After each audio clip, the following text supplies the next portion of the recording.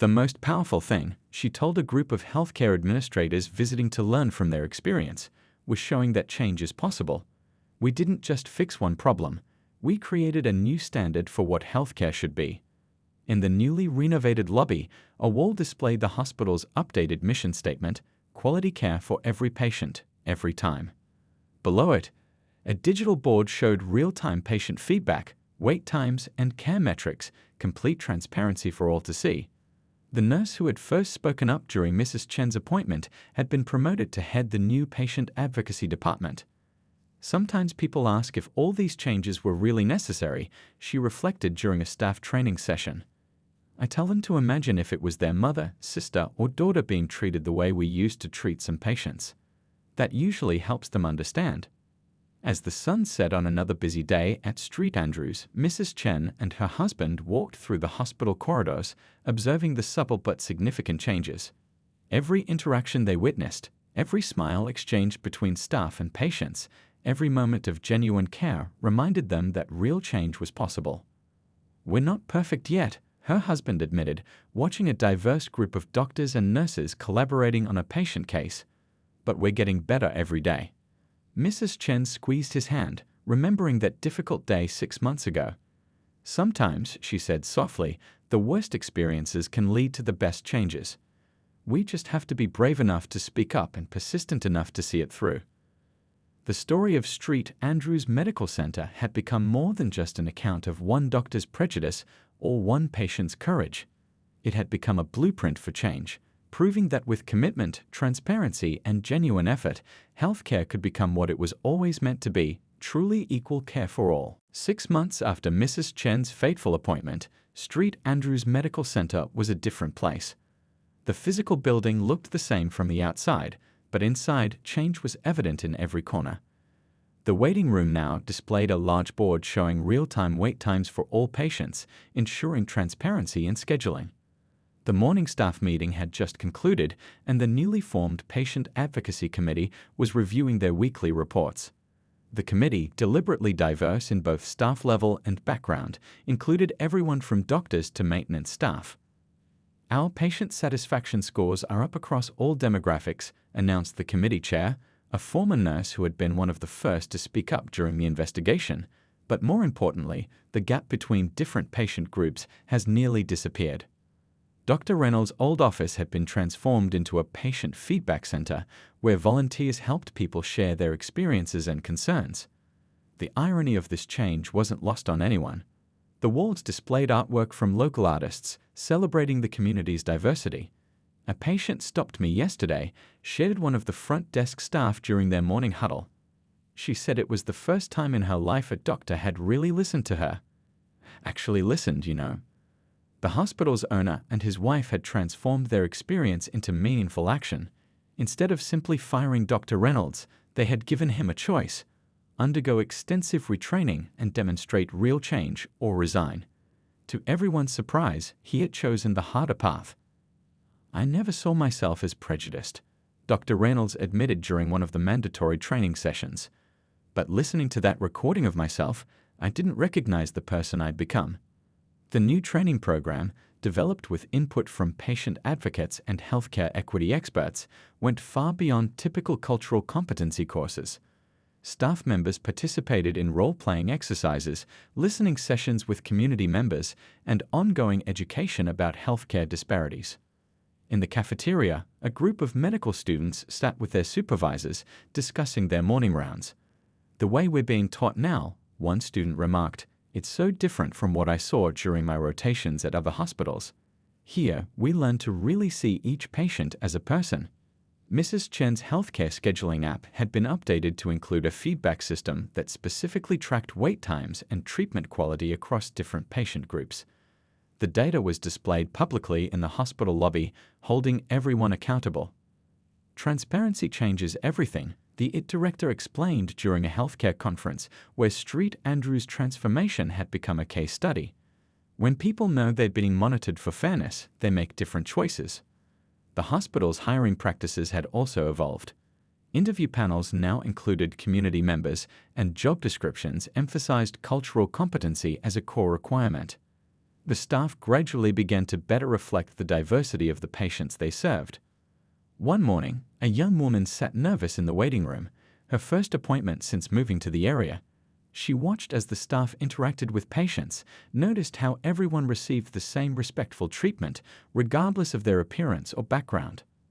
"I was afraid to come," she confided to the patient advocate who checked in with her.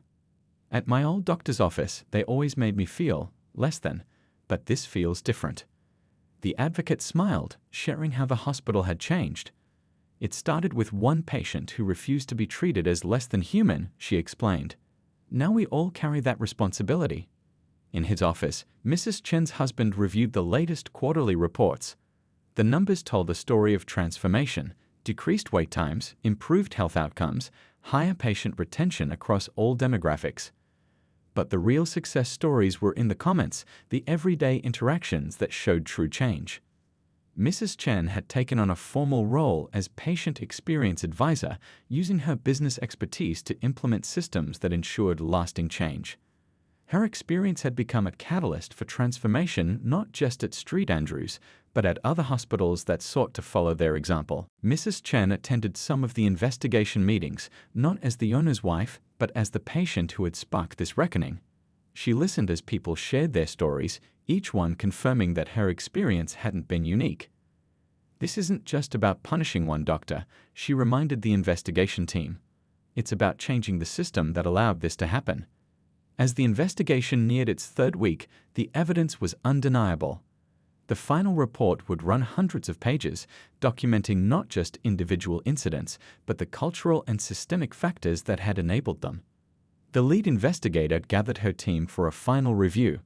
"What we've uncovered here isn't unique to St Andrews," she said, "but how this hospital responds to it could set a new standard for healthcare institutions everywhere." In his office, Mrs. Chen's husband reviewed the preliminary findings. The hospital he'd worked so hard to build had failed many of its patients, but as he looked at the recommended changes, he felt something like hope. Sometimes it took a crisis to create real change. The investigation was winding down, but its impact was just beginning. St Andrews Medical Center would never be the same, and that was exactly the point. The next 2 weeks at St Andrews Medical Center felt like a whirlwind of activity. The investigation team, led by an independent medical ethics committee, set up their temporary office in what used to be a conference room. Files covered every surface, and a large whiteboard displayed a timeline of events that grew longer each day. "Another patient has come forward," announced the lead investigator, adding another sticky note to their growing wall of testimonies. She was a respected former judge who specialized in healthcare discrimination cases. "This one from 6 months ago, same pattern, dismissive behavior, inappropriate comments, delayed care." The hospital's atmosphere had shifted. Staff members who had previously stayed quiet began sharing their observations. A young receptionist brought in a notebook where she documented suspicious scheduling patterns. An elderly janitor recalled overhearing concerning conversations. Each piece of evidence painted a clearer picture of systemic problems that had gone unchecked for too long. Mrs. Chen's husband worked late into the evenings, personally reviewing each complaint. "I should have seen this coming," he said one night, surrounded by patient files. "All the signs were there." "Sometimes we can't see what's right in front of us," Mrs. Chen replied, bringing him a cup of tea. "What matters is what we do once we know." The investigation revealed more than just one doctor's misconduct. It uncovered an informal system where certain patients consistently received different treatment. Wait times, appointment scheduling, even the tone of communication varied depending on the patient's background. In the staff break room, conversations began to change. "I always felt uncomfortable when he talked to patients that way," one nurse admitted to another. "But I didn't know what to do about it." "Now we know," her colleague responded, "and we're not staying quiet anymore." The hospital's IT department uncovered patterns in the electronic health records. Appointment times, treatment recommendations, and prescription patterns showed troubling disparities. The data analysts worked overtime, creating visualizations that made these disparities impossible to ignore. During one particularly intense meeting, a board member asked, "How did we miss this for so long?" "We didn't miss it," the chief nurse responded firmly. "We just didn't want to see it. It was easier to look the other way." The investigation team interviewed staff members at all levels. The stories poured out, from maintenance workers who noticed which patients were left in waiting rooms longest, to pharmacy technicians who saw prescriptions being questioned more frequently for certain groups. Mrs. Chen's original recording became a turning point in the investigation. When played during staff meetings, it made the abstract concept of discrimination painfully concrete. People who had worked with Dr. Reynolds for years sat in stunned silence, hearing how he spoke to patients when he thought no one important was listening. The thing is, one veteran nurse shared during her interview he wasn't even the worst. He was just the one who got caught. The investigation expanded beyond individual incidents to examine hospital policies. Who made decisions about patient complaints? How were concerns addressed? Why did some patients have to wait longer than others for basic care? In the hospital cafeteria, staff members who had never spoken to each other began sharing experiences. A security guard described watching minority patients being treated with suspicion. A billing specialist talked about payment plans being offered differently based on assumptions about patients' financial status. The hospital's owner took unprecedented steps to support the investigation. He cleared schedules for staff interviews, provided full access to records, and made it clear that retaliation against whistleblowers wouldn't be tolerated. "We're not just investigating one doctor," he announced during an all-staff meeting. "We're examining our entire culture, and we're going to fix what's broken." The investigation team set up an anonymous reporting system. The response was overwhelming.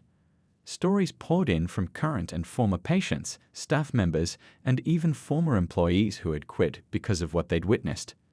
In the pediatric ward, a child life specialist shared how she'd noticed parents being treated differently based on their appearance or accent. In the emergency department, a triage nurse described subtle ways that pain complaints were taken less seriously from certain patients. The investigation's scope grew beyond Dr. Reynolds to examine every department, every policy, every unwritten rule that had allowed discrimination to flourish. The team compiled statistics, gathered testimonies, and documented patterns that could no longer be dismissed as isolated incidents. "Exactly," Mrs. Chen agreed. "That's why I've prepared a comprehensive proposal for systemic changes." She pulled out another set of documents. This includes mandatory cultural competency training, anonymous patient feedback systems, and the creation of a patient advocacy board with real power to investigate complaints. The board members looked through her proposal, several nodding in agreement. The hospital's legal counsel made notes rapidly. "Implementation will take time and resources," Mrs. Chen acknowledged. "But consider the cost of not acting. Every patient who leaves here feeling humiliated or unheard is a failure of our healthcare system." Her husband finally looked up from the documents. "We built this hospital with a vision of providing quality care to everyone in our community," he said. "Somewhere along the way, we lost sight of what that truly means." The chief of medicine raised his hand. "I moved to begin immediate implementation of these changes, starting with a full investigation of all patient complaints." "Seconded," another board member quickly added. Mrs. Chen watched as the board unanimously voted to adopt her proposals. Her husband caught her eye across the table, a mix of pride and determination in his expression. This was just the beginning. Real change would require ongoing commitment and hard work. As the meeting concluded, the nurse who had come forward stood nervously by the door. Mrs. Chen walked over to her. "Thank you for your courage," she said quietly. "No," the nurse replied. "Thank you for giving us the chance to make things right." Outside the boardroom, the hospital continued its daily operations. Patients waited in examination rooms, staff hurried through corridors, and doctors made their rounds. But something had shifted. Change was coming to St. Andrew's Medical Center, starting today. The hospital boardroom buzzed with quiet conversation. Morning sunlight streamed through tall windows, illuminating the long mahogany table where 12 board members sat reviewing their meeting agendas. Mrs. Chen's husband, dressed in a crisp navy suit, sat at the head of the table, unaware that his wife was about to walk through those doors. "Next item on the agenda," the secretary announced. "We have a patient who has requested to address the board regarding a sensitive matter." The double doors opened, and Mrs. Chen walked in, dressed in a professional gray suit, carrying a leather portfolio.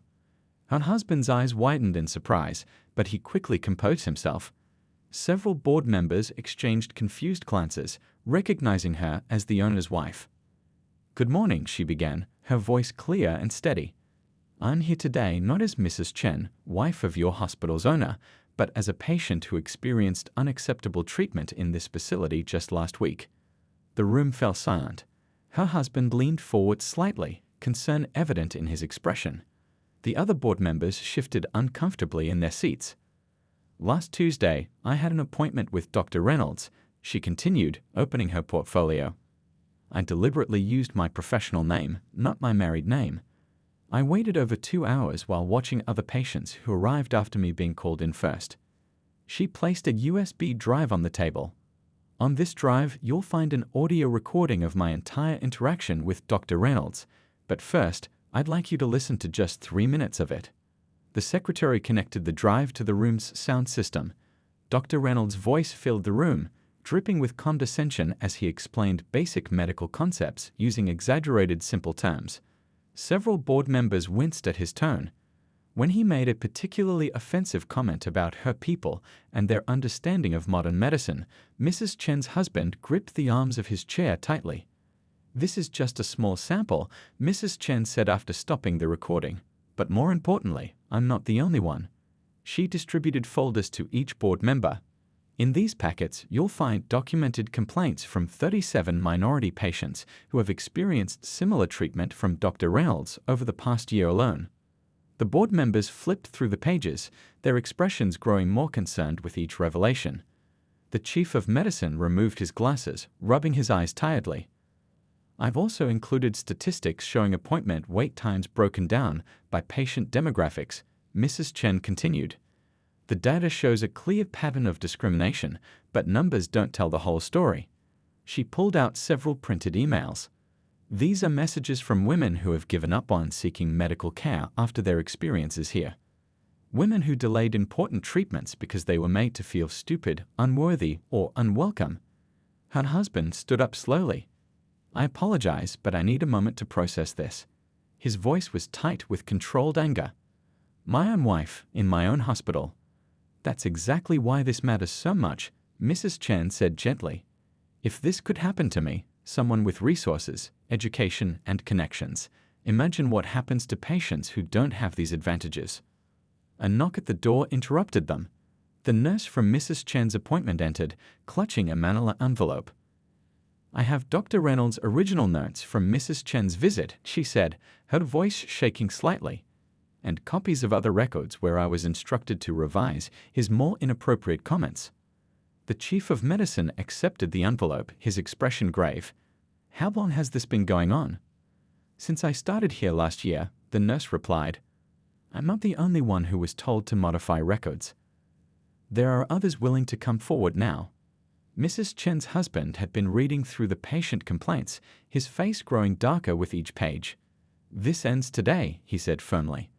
"But firing one doctor won't solve the underlying problem." Opening her calendar, she blocked out time for next week's hospital board meeting. They didn't know it yet, but they would be addressing this issue. As the owner's wife, she could have walked into any office and demanded immediate action. But real change required more than just authority. It needed irrefutable evidence and strategic pressure points. Her phone buzzed again, another text from her husband. "Reserved our usual table at the bistro, 7 p.m. "Perfect," she replied. "And honey? Make sure you are sitting down when I share my day with you." Mrs. Chen looked up at the hospital building, its windows reflecting the late afternoon sun. Behind those windows, Dr. Reynolds was probably seeing other patients, perhaps treating them with the same condescension he'd shown her. But not for much longer. As she started her car, she noticed the nurse who'd helped her walking to her own vehicle. Their eyes met briefly, and they exchanged small nods. Change often started with moments like this, people deciding they'd had enough, choosing to speak up, to document, to act. She pulled out of the parking lot, her evidence safely backed up in multiple locations. Tomorrow, she would contact her lawyer to discuss the proper channels for filing formal complaints. But tonight, she would share her experience with her husband, not just as the hospital owner's wife, but as one of countless patients who had faced similar treatment. The setting sun cast long shadows across the hospital grounds as she drove away. Behind her, Dr. Reynolds continued his afternoon appointments, unaware that his actions today had set in motion events that would transform not just his career, but the entire culture of St. Andrew's Medical Center. Sometimes the most powerful catalyst for change was simply being underestimated by the right person at the right time. Back in her car, Mrs. Chen took a moment to collect herself. Her hands were steady as she checked the recording on her phone, 1 hour and 17 minutes of clear audio. Through the windshield, she watched other patients coming and going, each with their own stories, their own experiences, perhaps similar to what she'd just endured. The afternoon sun warmed the car's interior, but she still felt cold from the morning's events. Opening her laptop, she began to type while everything was fresh in her mind. Every dismissive comment, every interruption, every condescending explanation. She documented it all with timestamps and exact quotes. 9:47 a.m. Arrived for 9:30 appointment. 11:04 a.m. Finally called back after watching multiple patients who arrived later being seen first. 11:27 a.m. Dr. Reynolds enters room. She paused, remembering the nurse's uncomfortable expression during the appointment. That young woman might be an important witness later. Mrs. Chen noted how the nurse had stopped typing during some of the doctor's more inappropriate comments. Those gaps in the medical records would tell their own story. Her phone buzzed, a text from her husband. "How did your appointment go?" She replied simply, "We need to talk. Dinner tonight." Opening her browser, Mrs. Chen began researching. She found multiple review sites where patients shared their experiences at St. Andrew's Medical Center. As she scrolled through the comments, a pattern emerged. While most doctors received mixed reviews, Dr. Reynolds' name appeared repeatedly in complaints from minority patients. "Did not listen to my concerns. Talked to me like I was a child. Assumed I wouldn't understand basic medical terms. Made inappropriate comments about my background." Mrs. Chen created a spreadsheet, carefully cataloging each complaint. She noticed how many reviews mentioned giving up on seeking medical care after their experiences. How many women had delayed important treatments because of encounters like this? How many health issues had gone unaddressed because patients felt unheard or disrespected? A knock on her car window startled her. It was the nurse from her appointment, looking nervous but determined. Mrs. Chen rolled down her window. "I just finished my shift," the nurse said quietly, glancing around the parking lot. I want you to know that I've documented everything in the official records. Everything he said, how he treated you. I didn't leave anything out this time." "This time?" Mrs. Chen asked gently. The nurse shifted uncomfortably. "Usually, we're told to summarize his comments, to make them sound more professional. But today? I couldn't. Not again." She handed Mrs. Chen a small piece of paper. "Here's my personal number. If you need a witness, well, I've seen enough." Mrs. Chen thanked her, adding this new information to her notes after the nurse left. She then began drafting emails to several patient advocacy groups, carefully removing any identifying details. Their responses would help establish whether Dr. Reynolds' behavior was part of a broader pattern. Next, she logged into her company's healthcare database. As the creator of a popular medical scheduling app, she had access to anonymized patient feedback from hundreds of hospitals. She ran a search for similar complaints, building a comprehensive picture of how bias affected patient care across different institutions. The afternoon wore on as she built her case methodically. She created a secure digital folder containing the full audio recording, her detailed timeline of events, screenshots of patient reviews, the nurse's contact information, statistics on appointment wait times by patient demographic, research papers on racial bias in healthcare, hospital policy documents on discrimination and patient care. When the examination was finally over, he peeled off his gloves with a flourish. "See, nothing to worry about. Though I have to say, you handled it better than most of your, well, must be all that education you mentioned." He winked at the nurse, who quickly looked down at her keyboard. "I'd like a copy of my medical records," Mrs. Chen said calmly, beginning to dress after he left the room. "Oh, those can be complicated to understand," he said, pausing at the door. "Are you sure you wouldn't prefer a simplified summary?" I can use basic terms. The complete records, please, Mrs. Chen insisted. Every note, every comment, every observation you've made today. Something in her tone made Dr. Reynolds pause. For the first time, he seemed to really look at her, perhaps sensing that something wasn't quite as he'd assumed. But his moment of uncertainty passed quickly, replaced by his usual condescending smile. Of course, he said, his tone dripping with fake patience. We'll have them sent to you. Though you might want to have someone help you understand them. Medical terminology can be quite challenging for, well, you understand. As the door closed behind him, Mrs. Chen reached for her phone and stopped the recording. The nurse, still in the room, watched this action with widening eyes, suddenly realizing that everything, every word, every dismissive comment, every inappropriate remark had been documented. What Dr. Reynolds didn't know was that his behavior today would have consequences far beyond this single appointment. As Mrs. Chen gathered her belongings, her mind was already formulating the next steps. This wasn't just about one doctor's prejudice anymore, it was about systemic change in her husband's hospital, and she now had exactly what she needed to make that change happen. The examination room felt colder than it should have been. Mrs. Chen sat on the paper-covered table, the thin hospital gown doing little to ward off the chill from the overhead vent. She'd been waiting another 20 minutes since the nurse left, listening to muffled conversations and footsteps in the hallway outside. Her phone lay carefully positioned on top of her folded clothes, its recording app running silently.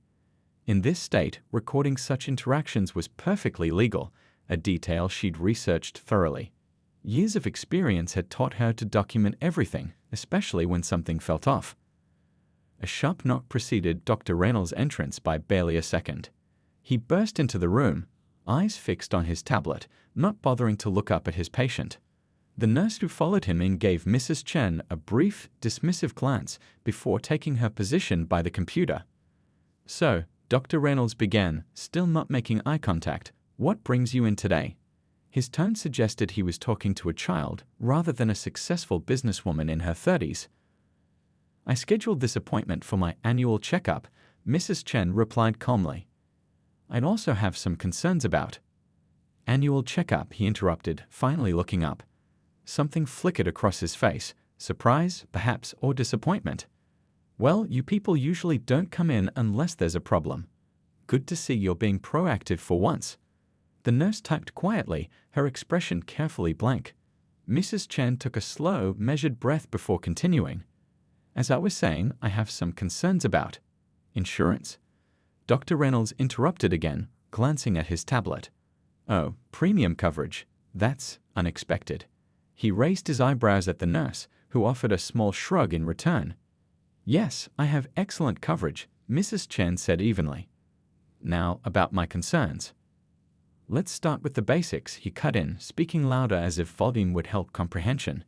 Do you understand what a gynecologist does? I can explain using simple terms. Mrs. Chen felt her jaw tighten, but kept her voice steady. I'm quite familiar with gynecological care, Dr. Reynolds. I've been coming for regular checkups since I was 18. My previous doctor. Your previous doctor clearly didn't explain things properly, he said with a condescending smile. You know, studies show that certain communities have trouble understanding basic medical concepts. It's not your fault, it's just cultural differences. The nurse's typing faltered for a moment. Mrs. Chen noticed her slight wince at the doctor's words. I have a master's degree in biomedical engineering, Mrs. Chen stated quietly. I'm quite capable of understanding medical terminology. Dr. Reynolds blinked, then laughed. Well, affirmative action has certainly opened some interesting doors, hasn't it? He turned to the nurse. Make a note. Patient claims advanced education. The room felt even colder now. Mrs. Chen sat perfectly still, her face composed. Dr. Reynolds, I'd like to discuss the irregular bleeding I've been experiencing over the past 3 months. I've tracked the occurrences in my health app and... Oh, you know how to use health apps. His surprise seemed genuine. Technology these days, making everything so accessible. Though I have to wonder if you're using it correctly. Many of my patients from your background tend to misread instructions. Mrs. Chen's phone continued recording as Dr. Reynolds launched into an unnecessarily simple explanation of menstrual cycles, complete with exaggerated hand gestures. She watched as he dismissed her carefully documented symptoms, interrupted her family medical history, and made several more cultural observations to the nurse. "Now," he said, snapping on his gloves with theatrical flair, "I'm going to perform a standard examination. I'll explain each step very carefully so you don't get confused or alarmed. Some of your people can be quite dramatic about routine procedures." "My people." Mrs. Chen's voice was quiet but clear. "You know what I mean," he said, waving his hand dismissively. "Cultural differences in pain tolerance and understanding of modern medicine. Nothing to be ashamed of, we just have to work around it." The nurse had stopped typing entirely now, her discomfort visible. Mrs. Chen noticed how she seemed to be mentally distancing herself from the situation, perhaps afraid of being associated with the doctor's behavior. Throughout the examination, Dr. Reynolds continued his running commentary, each statement more condescending than the last. He dismissed Mrs. Chen's questions about new treatment options, "Let's stick to the basics for now," ignored her attempts to discuss her symptoms, "Women like you often exaggerate," and made several more remarks about cultural differences in healthcare understanding. Finally, after 2 hours and 17 minutes of waiting, a different nurse appeared. "Mrs. Chen," she called out, stumbling over the simple name. As Mrs. Chen gathered her belongings, she caught the receptionist whispering something to this new nurse, who then looked at her with poorly concealed surprise. Following the nurse down the corridor, Mrs. Chen could feel the weight of unspoken judgments and assumptions trailing behind them like shadows. Little did they know, every minute of this waiting game, every stubborn interaction, every dismissive glance was building towards something much bigger than a routine checkup. The nurse gestured to an examination room, her movements notably brisker than those she'd shown to other patients. "Doctor will be with you shortly," she said, closing the door before Mrs. Chen could respond. The click of the door shutting felt oddly final, like the closing of one act before the beginning of another. The waiting room at St. Andrew's Medical Center was like any other, the same bland artwork on walls, outdated magazines scattered across side tables, and that distinct hospital smell of disinfectant trying to mask everything else. Mrs. Chen sat quietly, observing the room's dynamics unfold like a silent theater performance. A television mounted in the corner played soundless health education videos, while soft jazz music competed with the occasional ring of phones at the reception desk.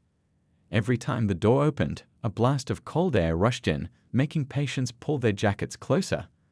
The morning had started sunny, but dark clouds now threatened rain, visible through the large windows that lined one wall. The receptionist, wearing bright purple scrubs with cartoon characters, continued to process patients with mechanical efficiency.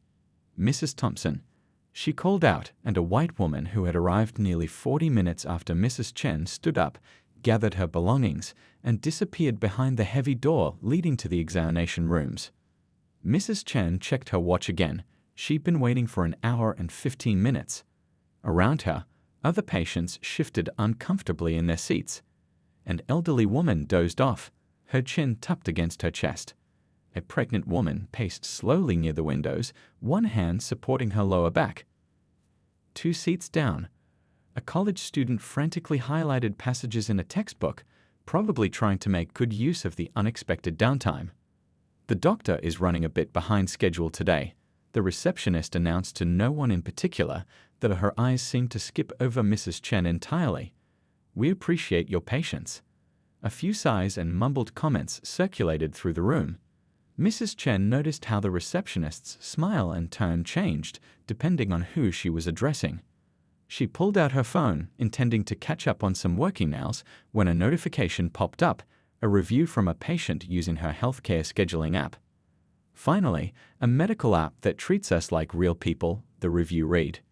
Mrs. Chen smiled at the irony. Here she was, the creator of an app designed to improve the patient experience, sitting through exactly the kind of treatment she'd worked to eliminate. The heavy door opened again. "Mrs. Rivera?" Another patient who'd arrived after Mrs. Chen was called back. This time, several people looked up in confusion, including an older gentleman who'd been waiting even longer than Mrs. Chen. He cleared his throat loudly but said nothing. A young mother struggled through the entrance, pushing a stroller while trying to hold the door open with her foot. Nobody at the reception desk moved to help. Mrs. Chen stood up and held the door, receiving a grateful smile from the harried mother. As she returned to her seat, she noticed the receptionist watching this interaction with an unreadable expression. Time crawled by. The waiting room had its own ecosystem of unspoken rules and hierarchies. Mrs. Chen watched as certain patients were processed quickly while others waited endlessly. She took mental notes of each interaction, each overlooked request for information, each dismissive gesture. Her husband's hospital was showing her its true face, the one patients saw every day. The cold air from the vents above made her wish she'd brought a sweater. She watched as the receptionist adjusted the small heater under her desk, while patients huddled deeper into their chairs. These small comforts, or lack thereof, spoke volumes about the hospital's priorities. A new nurse appeared, holding a clipboard. "Mrs. Patterson," she called out. Yet another patient who'd arrived after Mrs. Chen stood up. This time, Mrs. Chen cleared her throat softly. "Excuse me," she said, keeping her voice level and professional. "I've been waiting for nearly 2 hours now. My appointment was scheduled for 9:30. The nurse glanced at her clipboard, then at the receptionist, who suddenly became very interested in her computer screen. "The doctor is seeing patients according to medical priority," the nurse replied, her tone suggesting this explanation should be obvious. "We'll call you when it's your turn." Mrs. Chen nodded politely, but her mind was racing. She'd reviewed the hospital's scheduling protocols herself.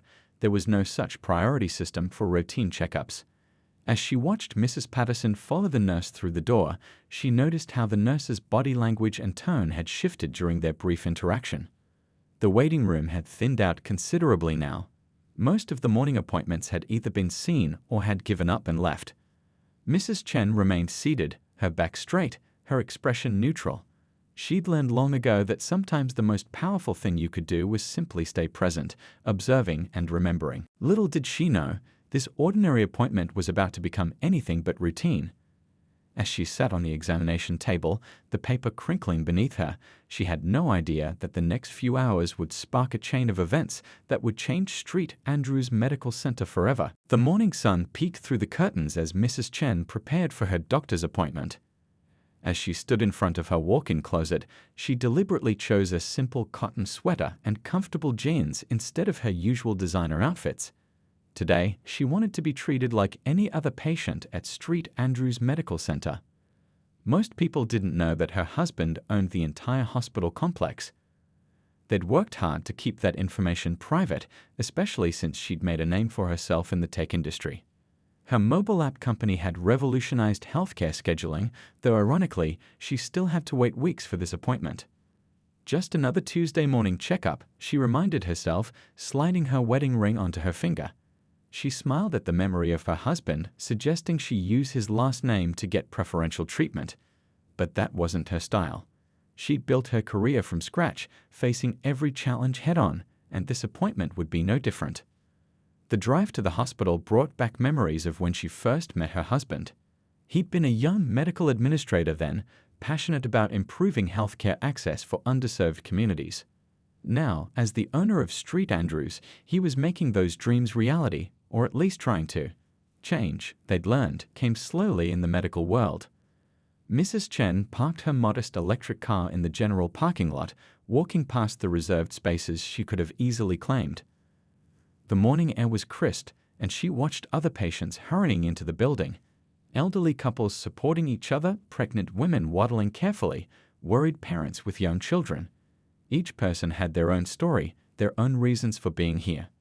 Inside the lobby, she took a moment to observe. The hospital had grown significantly since her husband took over. New wings had been added, state-of-the-art equipment installed, and the staff had doubled. Yet somehow, it still felt like there was work to be done, especially in how patients were treated. At the reception desk, she signed in using her professional name. The receptionist barely looked up, handing her a clipboard full of forms. "Insurance card and ID," she said flatly, as if reading from a script.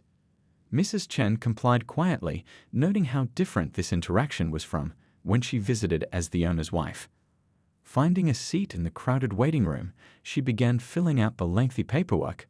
Around her, conversations buzzed, complaints about wait times, discussions about insurance coverage, and nervous chatter about procedures. A young mother struggled to keep her toddler entertained while simultaneously trying to complete her forms. Without hesitation, Mrs. Chen offered her a pen when she noticed the woman searching through her bag. Time ticked by slowly. She watched as other patients who arrived after her were called in first. The receptionist's explanation was vague, something about scheduling priorities. Mrs. Chen knew better, but she remained patient. Every interaction, every minute spent waiting, was giving her valuable insight into the patient experience at her husband's hospital. She used the time to catch up on work emails, occasionally glancing at the wall-mounted TV playing muted health education videos. A familiar face appeared on screen, her husband, discussing the hospital's commitment to patient care. The irony wasn't lost on her. Her phone buzzed with a text from her husband. "Good luck with your appointment today. Dinner tonight?" She smiled, typing back a quick response. He didn't know she was sitting in his hospital's waiting room, experiencing firsthand what their patients went through every day. Finally, after what seemed like an eternity, a nurse called her name, mispronouncing it despite its simplicity. As she stood up, she noticed a few raised eyebrows from those who'd been waiting longer. She understood their frustration. She'd been watching the same pattern all morning. Walking through the corridor, she took mental notes of everything. The slightly flickering light in the hallway, the worn-out edges of the privacy curtains, the outdated magazines in the waiting areas. These were details that management reports would never capture, but they made a big difference to patients. The nurse led her to an examination room, handed her a gown, and rattled off instructions as if they were a race car disclaimer. "Change into this, open in the front, doctor will be in shortly," all spoken in one breath before the door clicked shut. As Mrs. Chen changed into the thin hospital gown, she couldn't help but feel vulnerable, just like every other patient. Her degrees, her success, her connections, none of that mattered in this moment. She was simply another patient, waiting to be seen, hoping to be heard.